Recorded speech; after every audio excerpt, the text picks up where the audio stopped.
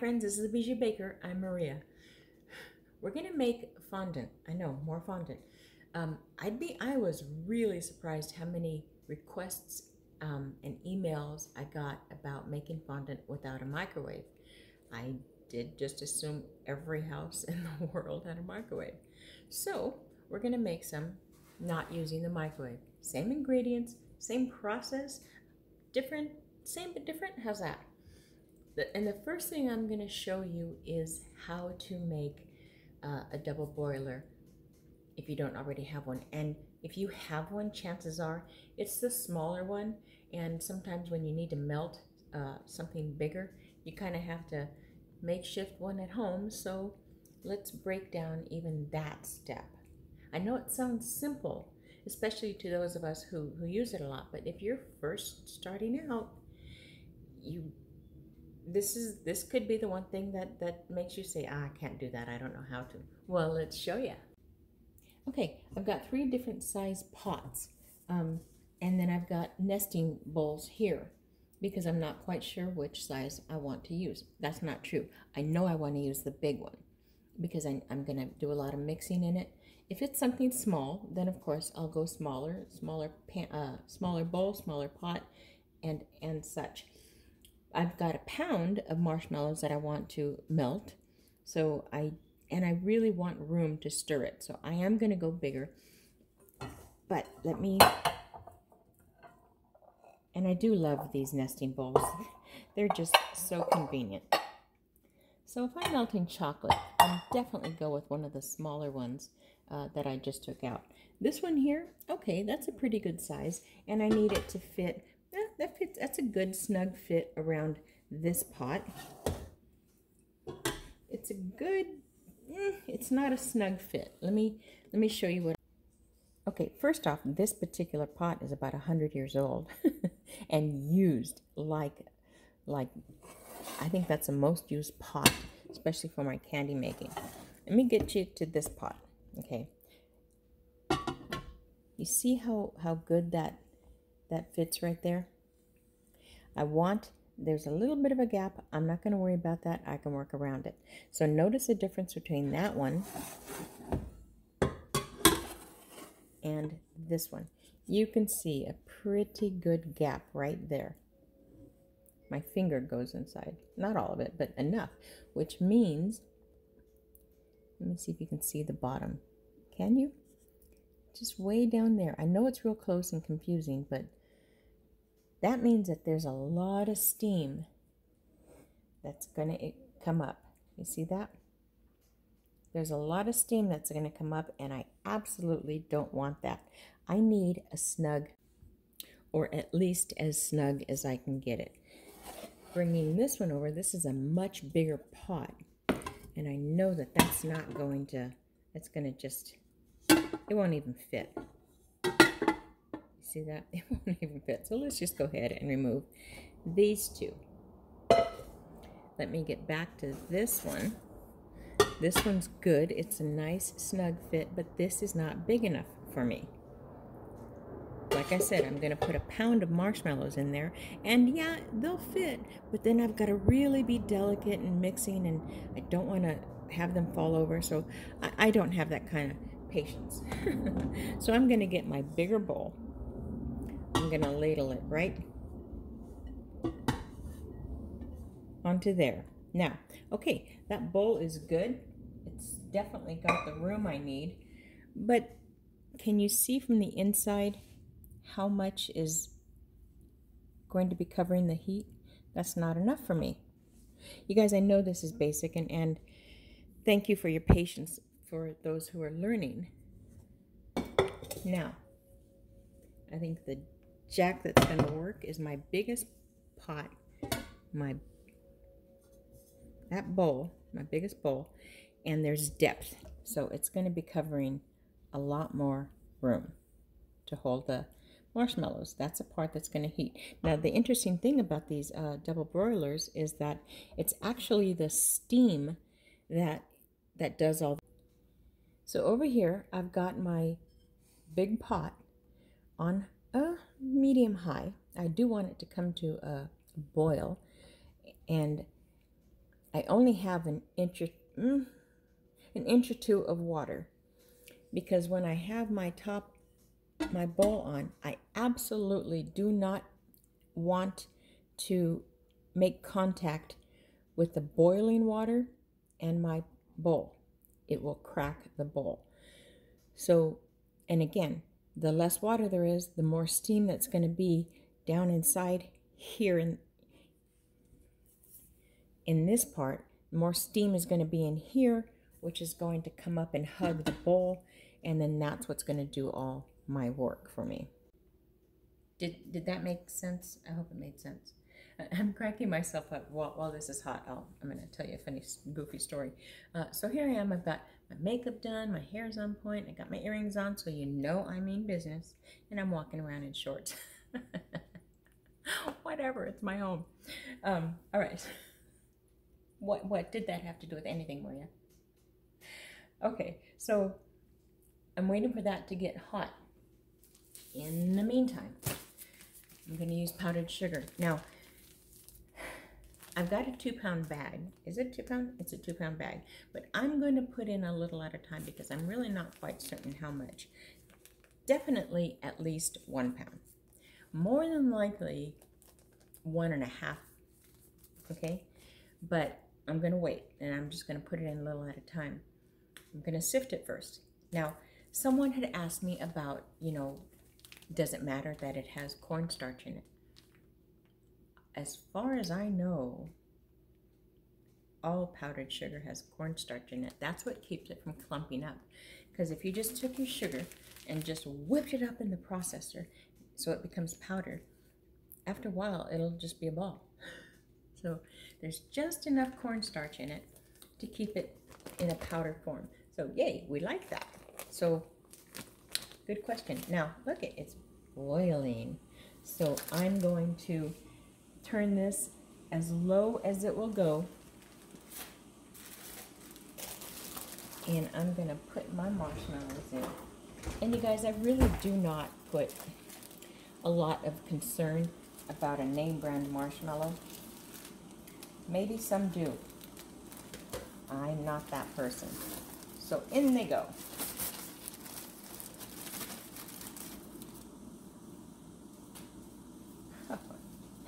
Oh, what a great, big, beautiful mess. Now in here, I'm going to add some water. All right, I'm going to put in 1 tablespoon of water. 1.5. Let me go 1.5 tablespoons of water. And just mix. This is what's going to happen. So it's just I'm going to keep doing this until it becomes melted, ooey, and gooey.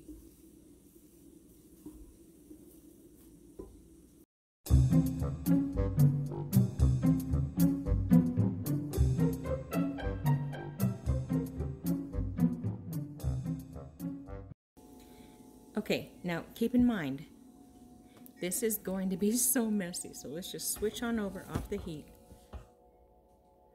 and give a good mix.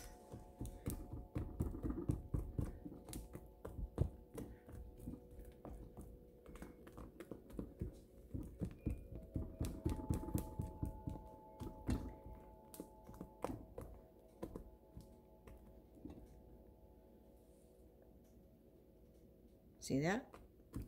Perfect. All right, this goes off the heat, and it is incredibly hot, my friends.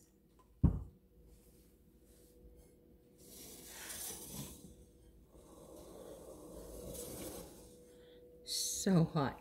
That's all right. The bowl is, strange enough, hotter than the marshmallow. So I'm gonna just keep mixing it a little bit. This is where you would add your color if you wanted to add color. And remember, it does intensify as it sits. So I'm going to have this sit here for just... Okay, so in the meantime, this is going to be crazy. I'm going to knead it right onto here. So I'm going to sift about half a bag. And I am just roughly estimating it.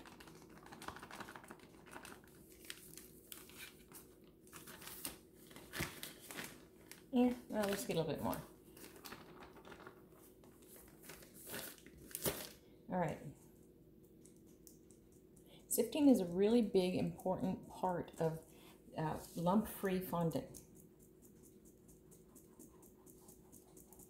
This is a lot messier because I did not put the shortening in the bowl first, because the shortening and the moisture and the fat would combine it way too much.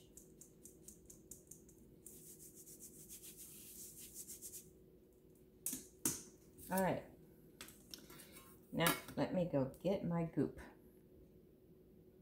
And this is going to be so messy, but fun. Okay, I've got my shortening handy because I will be using it for my hands, but in the meantime, I'm just going to drop this in.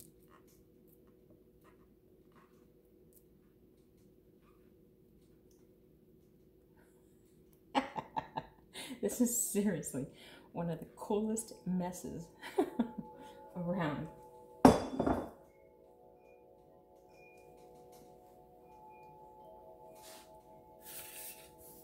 I know, right? What are you doing, Maria? Boy, if I had a dime for every time I was asked that question. All right, here we go. It's nice and warm.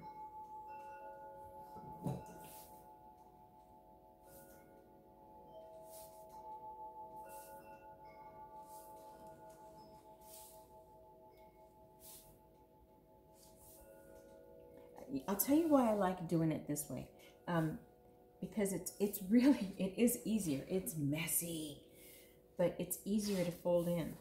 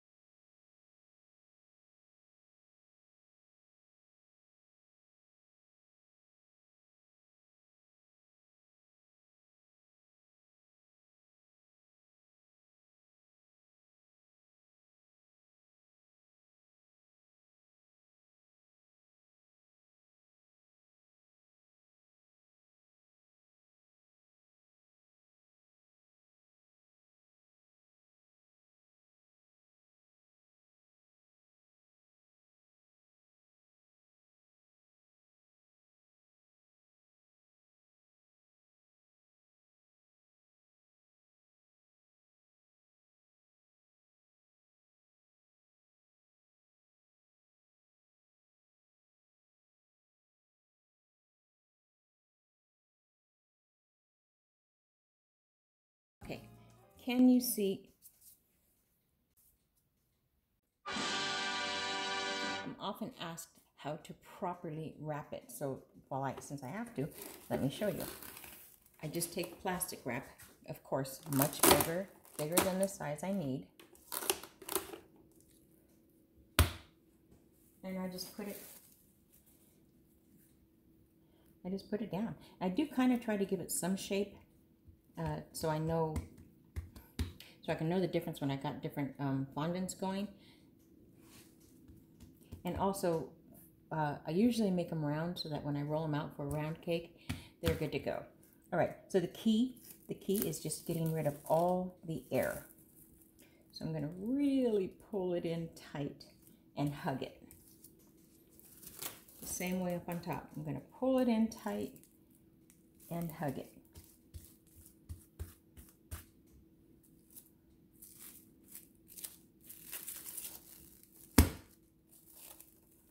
Once you get the air out, you're good to go. You're good to go. And then I'm often asked how long it lasts. Now I open this up just so that I can get all the air out, you see, and pull it in tight.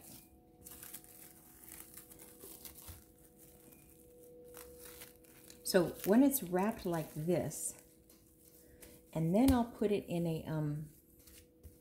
a zip bag, you know, something, and then an airtight container, this puppy's gonna stay until I need it. Now, the thing is, okay, let me get you to the thing is, I only make it as I need it. If I'm not gonna be doing fondant, I'm not gonna make it yet. So how long does it last? I don't know, because I never keep it long. But wrapped up like this in a zip storage bag and then in a plastic container, airtight container, it'll last probably about a month. And I'm guessing, but I think it's a pretty solid guess. So that's it. For those of you who don't have microwaves, it's so soft. It's nice. Now, when you take it out, if you feel it's too soft, put more flour. It's going to be the death of me, this doggone powdered sugar and flour. I say it all the time. Don't put flour. Please don't put flour in your fondant. Use powdered sugar.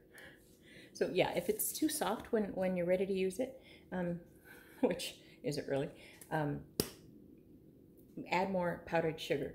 It's perfect when it's soft and you want to roll it out. But when you're making flours and stuff and you need that structure, then you definitely need to add a little bit more flour. Powdered sugar.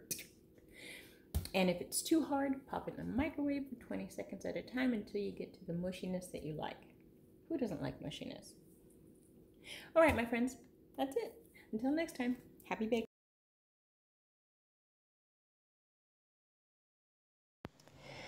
Ah, that was fun.